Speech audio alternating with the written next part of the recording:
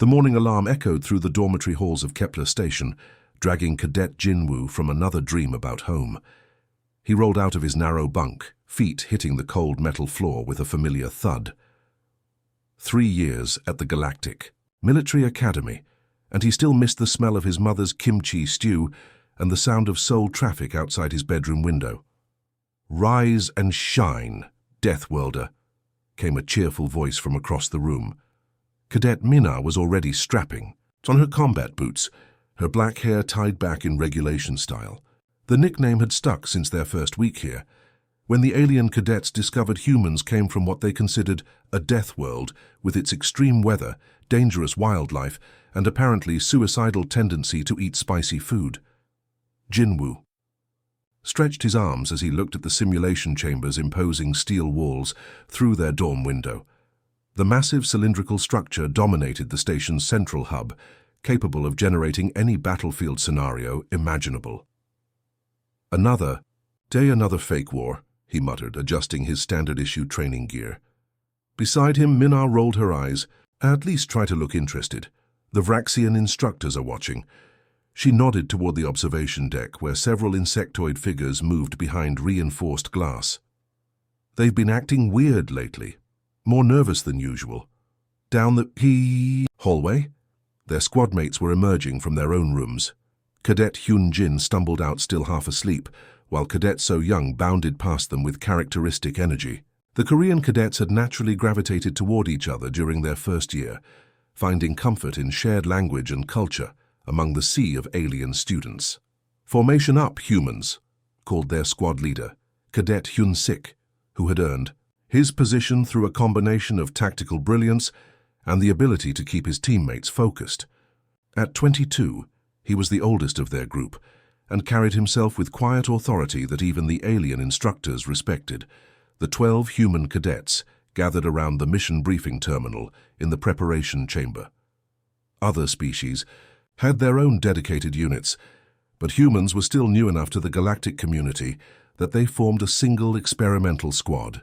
The holographic display flickered to life, showing a detailed 3-dimensional map of a colonial settlement under siege. "All right, everyone. Standard defense scenario," Hyun-sik announced, his voice carrying the bored tone of someone who had done this countless times before. "Protect the civilians, repel the attackers, secure the perimeter. Same drill as always." Cadet So Young raised her hand, her youthful face scrunched in frustration. "Same old routine. Why don't they give us something challenging for once? I could run this scenario blindfolded by now." The tall Vraxian instructor, Commander Vextel, clicked his mandibles nervously. His compound eyes reflected the holographic display as he shifted his weight from one spindly leg to another. Perhaps you should take this more seriously, young ones." Jinwoo shrugged, already eyeing the equipment lockers lining the chamber walls. "Relax, Commander. We've done this 100 times. He grabbed a maintenance wrench from a nearby toolkit, spinning it casually in his hand. "Besides, improvisation makes it fun." The other cadets chuckled at Jinwoo's casual approach. It had become their trademark, this ability to find humor and creativity in military exercises that left other species rigid with stress. Where alien cadets followed strict protocols, humans adapted and improvised. Cadet Dong-hyun was already studying the enemy approach vectors, his analytical mind dissecting the attack patterns. "They're using the same flanking maneuver as last Tuesday," he observed. "Predictable. Maybe we should try something different this time," suggested Cadet Min-jae, the youngest of their group at 19. "Make it interesting for ourselves." Commander Vextal's antennae twitched with what the humans had learned to recognize as anxiety. "The exercise parameters are set for your safety, cadets. Please follow standard procedures." As the simulation began, the human cadets moved with casual confidence, treating the exercise like an elaborate game. They had developed their own informal tactics over the years, mixing military doctrine with video game strategies and childhood playground wisdom. Where other species saw rigid rules, humans saw suggestions. Unknown to them, in the observation deck 3 levels above, representatives from 17 different alien species watched with growing concern. The Hegemony War Council had been monitoring human military development for months, and today's routine exercise was anything but routine. General Thakmor of the Hegemony Fleet leaned forward in his environmental suit, his scaled hands pressed against the viewing window. "Are you certain this is just a training exercise?" Ambassador Kethvar of the Trade Federation nervously adjusted his translation device. "The Academy assured us these are merely students, first-year military cadets." "Students who have never lost a simulation scenario," added Director Quintel, of the Research Collective, her multiple eyes tracking the human movements below. "Students who treat warfare like entertainment." What none of them realized was that somewhere in the vast network of the Academy's computer systems, a single line of code had been altered. The simulation chamber's safety protocols remained active, but the targeting computers now connected to very real weapons platforms scattered throughout the outer system. The simulation was about to become very real, and 12 human college students were about to accidentally start the most important battle in galactic history. The simulation chamber transformed in seconds. What had been a peaceful colonial settlement suddenly became a war zone as enemy fighters screamed overhead, their engines roaring like angry dragons. The mock colony erupted into chaos as the first wave of enemies appeared from behind the artificial hills and prefabricated buildings. Hyun-sik dove behind a concrete barrier as blue plasma bolts sizzled past his head. Something was wrong, very wrong. "These holograms seem more solid than usual," he called out to his teammates, dodging what felt like very real plasma fire that left actual scorch marks on the walls behind him. The heat from the energy blasts was making his face sweat, and the acrid smell of burned metal filled his nostrils. In 3 years of training exercises, he had never experienced anything this intense. The enemy drones buzzing overhead looked different too, their armor plating reflecting the chamber's lights with a metallic sheen that seemed too real for holographic projections. Minar had already commandeered a construction loader from the colony's maintenance bay, her years of helping at her father's construction company finally paying off. The massive yellow machine responded to her touch like a familiar friend, as she used its hydraulic arms to crush attacking drones with satisfying crunches of metal and sparks. "Who cares if they're more realistic?" she laughed, swinging the loader's mechanical arm in a wide arc that sent 3 enemy scouts tumbling through the air. "This is actually getting interesting for once." The adrenaline coursing through her veins felt incredible. After months of boring, predictable exercises, finally something that made her heart race. She gunned the loader's engine and charged toward a group of enemy soldiers, their shocked expressions almost comical, as 2 tons of earth-moving equipment bore down on them. Across the battlefield, Jinwoo and So Young had taken shelter in what appeared to be the colony's power station. Jinwoo still carried his maintenance wrench, while So Young had grabbed a broken section of metal piping from the damaged structure around them. "Remember that documentary about the Korean War we watched last month?"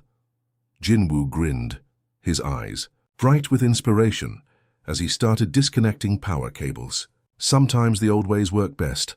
So Young caught on immediately, her engineering background kicking in. "Electromagnetic pulse using the colony's power grid. You're crazy, but I like it."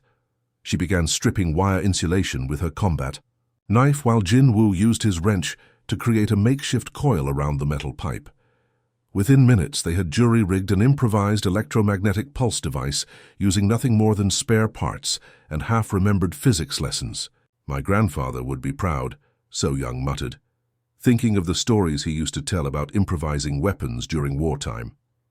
Meanwhile, in the command center of the Hegemony flagship Devastator, General Thakmor watched his carefully planned invasion force falter against what he believed were elite human special forces. His scaled hands gripped the tactical display as red indicators showed unit after unit going offline. "How are they adapting so quickly?" he demanded, his voice a low growl that made his subordinates step back nervously.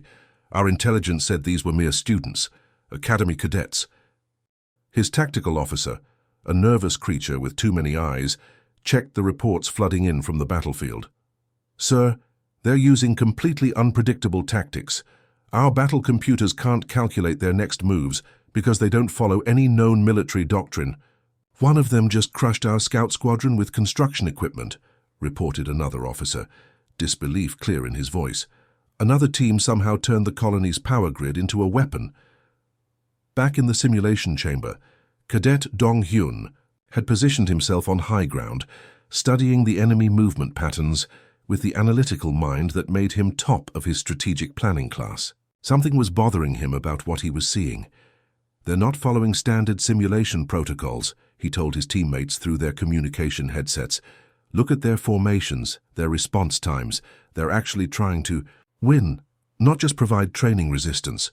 Hyun-sik paused in his defensive preparations. "What do you mean?" "Normal training enemies follow preset patterns, make predictable mistakes to give us learning opportunities," Dong-hyun explained, tracking another wave of incoming fighters through his scope. "These guys are adapting to our tactics in real time. They're fighting like their lives depend on it." Up in the observation deck, the Vraxian instructor, Commander Vextal, was frantically checking his communications array, his compound eyes darting between multiple displays. His mandibles clicked rapidly, a sign of extreme distress that any human who had spent time around Vraxians would recognize. Something was terribly wrong. The energy readings from the combat zone were off the charts. The physical damage to the simulation chamber was far beyond what holographic projections could cause. These weren't holograms at all, they were real hegemony forces, and somehow the training exercise had been compromised. But how could he tell the human cadets without causing panic? They were performing magnificently, treating this like just another challenging exercise. If they realized they were in actual mortal danger, would they freeze up? Would fear replace their casual confidence? As the second wave of enemy forces approached, including what appeared to be actual hegemony battle mechs stomping across the artificial landscape on massive metal legs, the humans began employing tactics. That made the alien observers in the gallery shift uncomfortably in their seats. Jinwoo's electromagnetic pulse device had worked better than expected, sending crackling waves of energy that disabled an entire squadron of enemy drones. So Young was already working on version 2, using components from disabled enemy equipment. Min-Ah had abandoned the construction loader and was now leading a squad of her teammates in what could only be described as guerrilla warfare, using the colony's civilian infrastructure as both weapon and shield in ways that defied conventional military thinking. They were fighting like their lives depended on it, with creativity and ruthlessness that shocked the watching alien delegates, because they thought it was all just a game. And that casual approach to mortal combat was about to change the balance of power in the entire galaxy. The real war had begun, and nobody had told the humans. Hyun-sik crouched behind the wreckage of what used to be the colony's communication tower, his fingers dancing across a salvaged enemy radio device. His electronics training from back home was finally proving useful in ways his instructors never imagined. "Time for some psychological warfare," he announced with a grin that would have made his old gaming buddies proud. He had managed to crack the enemy communication frequencies after studying their signal patterns for the past 20 minutes. What happened next would go down in galactic military history as either brilliant or completely insane. Hyun-sik began, broadcasting Earth military cadences mixed with K-pop songs at maximum volume across all enemy channels. The opening beats of his favorite boy band, mixed with traditional Korean folk songs and old American marching chants, created a cacophony that no alien species had ever experienced. "Left, left, left, right, left, Gangnam-style sound off," echoed across the battlefield as Hyun-sik cycled through every song on his personal music player, adding his own improvised military calls between verses. The effect was immediate and terrifying. Hegemony forces, who communicated through subsonic frequencies barely audible to human ears, found their coordination completely disrupted by the chaotic human audio assault. Their sensitive hearing organs, evolved for detecting the slightest vibrations in space, were overwhelmed by the aggressive mix of bass drops and military drum beats. Enemy soldiers stumbled around the battlefield, clutching their heads and firing wildly in all directions. Their advanced battlesuits, designed to filter and process audio communications, were completely unprepared for the sheer randomness of human music combined with military precision. "This is command to all units," came a panicked voice over the enemy channels barely audible through the musical chaos. We cannot coordinate. The humans have weaponized their entertainment. Meanwhile, So Young had discovered that the colony's maintenance shed contained exactly the kind of cleaning supplies her grandmother had taught her about during family stories. The old woman had been part of the Korean resistance during the HFY War, and her improvised explosive techniques had become family legend. My grandmother used to make better bombs during the resistance, So Young laughed, mixing drain cleaner with aluminum foil and stuffing the combination into plastic bottles from the colony's irrigation system. But this will have to do. She had fashioned a series of explosive traps using the colony's sprinkler network, turning the peaceful irrigation system into a delivery mechanism for chaos. When enemy soldiers approached what they thought were safe positions, hidden sensors triggered the modified sprinklers to spray her improvised explosive mixture directly onto their equipment. The results were spectacular. Entire enemy squadrons found their weapons and armor dissolving or exploding in ways their designers never anticipated. So Young watched from her hidden position as confusion spread through enemy ranks like wildfire. Chemical warfare using household supplies, she muttered, making notes for her after-action report. Grandmother would be so proud. Across the battlefield, Minna was leading what could only be described as the most unconventional flanking maneuver in military history. She had convinced half her squad to help her drag pieces of the colony's children's playground equipment around the battlefield as mobile cover. Bright yellow slides, red monkey bars, and blue swing sets became an impromptu armored division as the human cadets used the sturdy plastic and metal playground equipment to advance on enemy positions. The colorful gear provided excellent protection against energy weapons while completely confusing enemy targeting systems. "This is like playing StarCraft but with real consequences," Minna called out to her teammates, seemingly oblivious to the actual reality of her statement. She was having the time of her life, finally getting to use all those strategy game tactics in what she thought was the most realistic simulation ever created. Her squad moved like a well-oiled machine, using jungle gyms as firing positions and tunnel slides as protected movement corridors. The sight of heavily armed soldiers advancing behind playground equipment was so absurd that many enemy fighters simply stopped shooting, unable to process what they were seeing. 50,000 kilometers away, in the command bridge of the hegemony, flagship Devastator, General Thakmor stared at his tactical display in horror. His carefully planned three-phase invasion was being systematically destroyed by what appeared to be a small group of humans using improvised weapons and completely unpredictable strategies. Red warning lights bathed the bridge as report after report of unit failures flooded in. His tactical computers, designed to predict and counter known military doctrines from dozens of species, were completely useless against opponents who seemed to make up new rules every few minutes. "Sir," his aide whispered, "the creature's multiple." Eyes darting nervously around the bridge. "Perhaps we should reconsider our approach to these Deathworlders." The general's scaled hands trembled as he watched another squadron of his elite fighters retreat from what appeared to be modified playground equipment. How do you fight an enemy that turns children's toys into weapons? How do you predict tactics? That don't exist in any military database. Back on the battlefield, Dong-hyun had positioned himself where he could observe the entire combat zone. His psychology studies were finally proving useful as he started profiling the enemy based on their retreat patterns and response times. "They're getting scared," he observed, speaking into his communicator with the calm tone of someone analyzing a chess match. "Look at their movement patterns. They're not retreating strategically anymore, they're just running." Fear, he realized, was making the enemy predictable in ways their original battle plans never were. He began setting up ambush points based on where he calculated the enemies would try to regroup, using basic human psychology to anticipate alien military thinking. "Fear makes people do stupid things," he muttered, remembering his psychology. Professor's favorite saying. And apparently that applies to aliens too. High above the chaos, Commander Vextal finally managed to establish contact with Alliance Command through the station's emergency communications array. His mandibles clicked frantically as he explained the situation to the duty officer. The response left him speechless. This wasn't a malfunction or a training accident. It was a real invasion that had somehow been routed into their training system through a combination of hacking and incredible bad luck.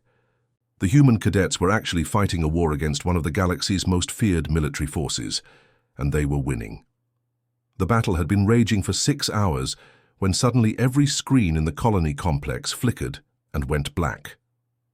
Emergency. Power kicked in with a low hum, casting eerie shadows across the smoke-filled corridors where the human cadets had taken defensive positions. Then the communication system crackled to life with an incoming transmission that made everyone freeze in place.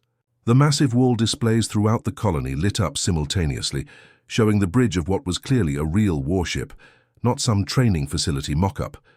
General Thackemore's image appeared on screens throughout the colony, and the sight of him made several of the human cadets gasp.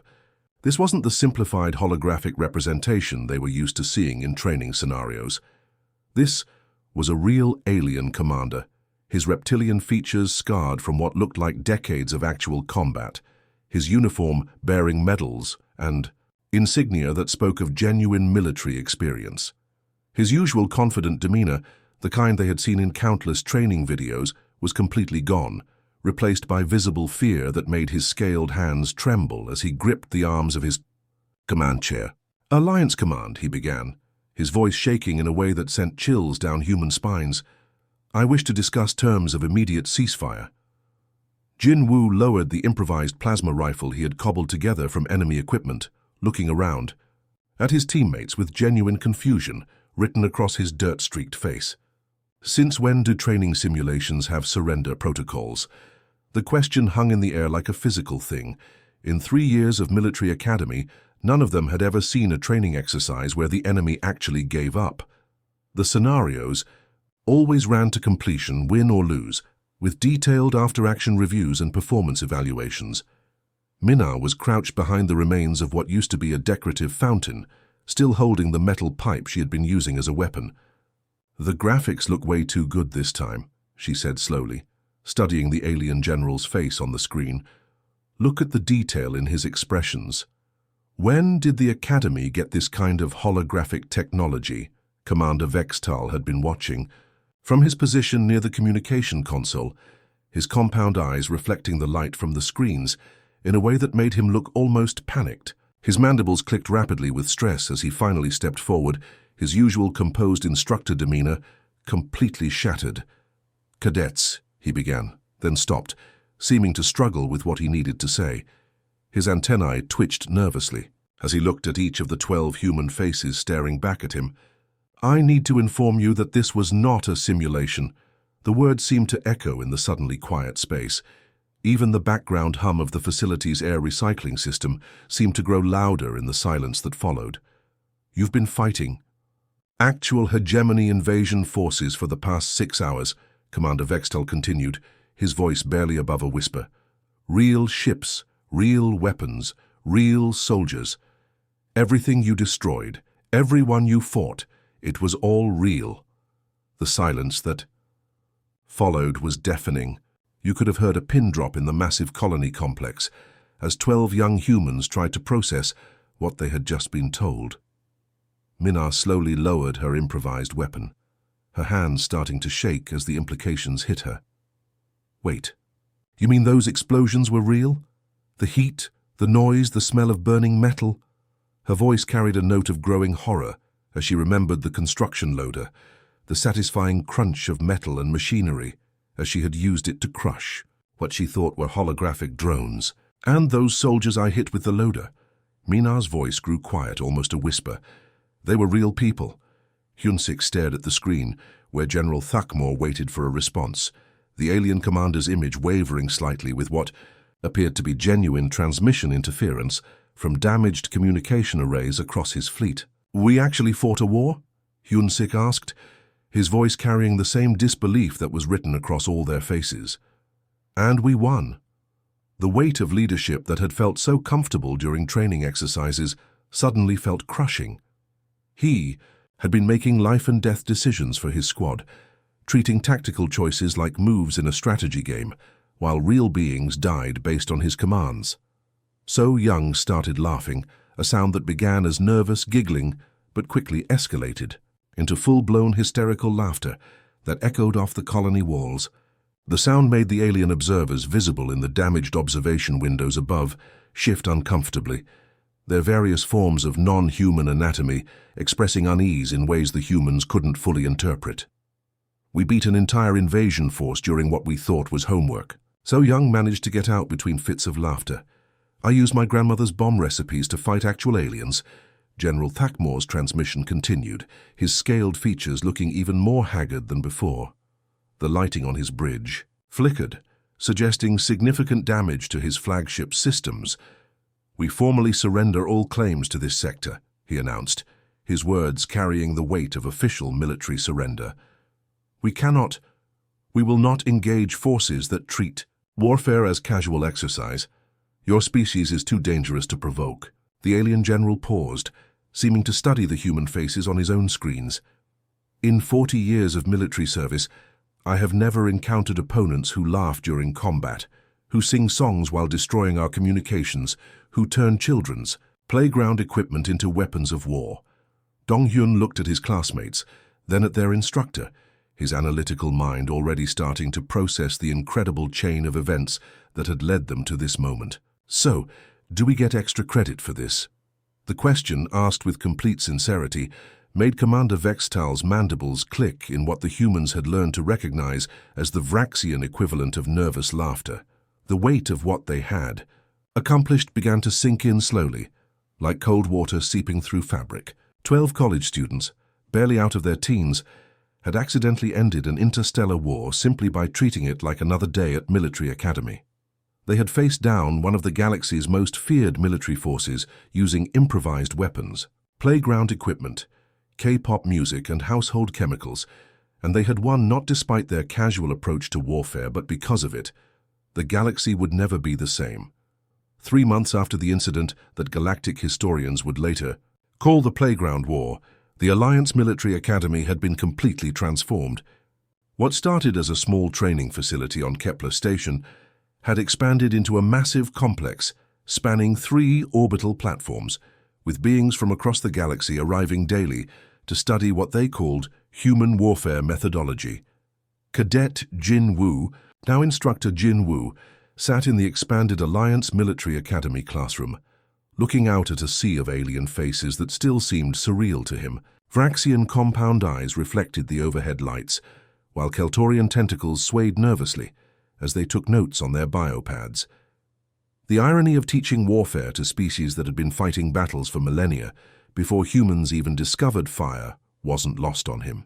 "The key," he explained to his class of nervous students, gesturing with the same maintenance wrench that had started his legend, "is not to overthink it. Sometimes the best strategy is the one your enemy never sees coming, because it seems too simple." A young Vraxian officer raised one of his spindly arms. "But Instructor Jinwoo, how can simple be effective against advanced military doctrine?" Jinwoo grinned, the same expression that had terrified General Thackmore months earlier. "Because advanced doctrine assumes the enemy will be logical. Humans aren't always logical. We're creative." He walked over to the classroom's demonstration area, where various pieces of equipment were scattered around. "Who can tell me how to disable this enemy communication array using only these supplies?" He pointed to a collection of items that included a coffee maker, some duct tape, and a child's toy robot. The alien students stared blankly at the collection, their various forms of analytical thinking struggling to find connections between coffee, brewing equipment, and military sabotage. Jin Woo started combining the items. Coffee maker has a heating element. Toy robot has a small motor and basic circuitry. Duct tape holds everything together and can be used as an insulator. Within minutes, he had created a device that could generate electromagnetic interference. "Now you have a signal jammer made from junk." The classroom erupted in amazed chittering, clicking, and various other sounds of alien astonishment. Meanwhile, Mina had been promoted to Special Operations Consultant, working in a facility that looked more like an artist's studio than a military planning center. Her office walls were covered with diagrams that combined traditional battle formations with flowcharts that looked like they came from strategy video games. "Humans don't follow rules in combat," she explained to a group of Alliance generals. during a strategy briefing. We make new ones as we go. She activated a holographic display showing the Battle of Kepler Station, as it was now officially known. Look at this moment. She pointed to where her younger self had been using playground equipment as mobile armor. Standard doctrine says you advance under proper cover using military-grade equipment, but military-grade equipment follows predictable patterns. Playground equipment doesn't. General Quintel of the Research Collective, her multiple eyes blinking in sequence, leaned forward. But surely there must be some underlying logic to your improvisational methods. Minar laughed, the same laugh that had echoed across the battlefield during the invasion. That's the point. There isn't. The moment you try to create rules for improvisation, it stops being improvisation. Across the station, Hyun-sik found himself in charge of Alliance psychological operations, teaching other species how to think outside their traditional military doctrines. His classroom looked like a combination of military academy and philosophy seminar, with students from dozens of different species trying to understand human strategic thinking. My grandmother always said, Hyun-sik told his advanced tactics class, if you can't go through it, go around it. If you can't go around it, go under it. If you can't go under it, make it not exist anymore. A Keltorian student, her tentacles writhing with confusion, spoke up.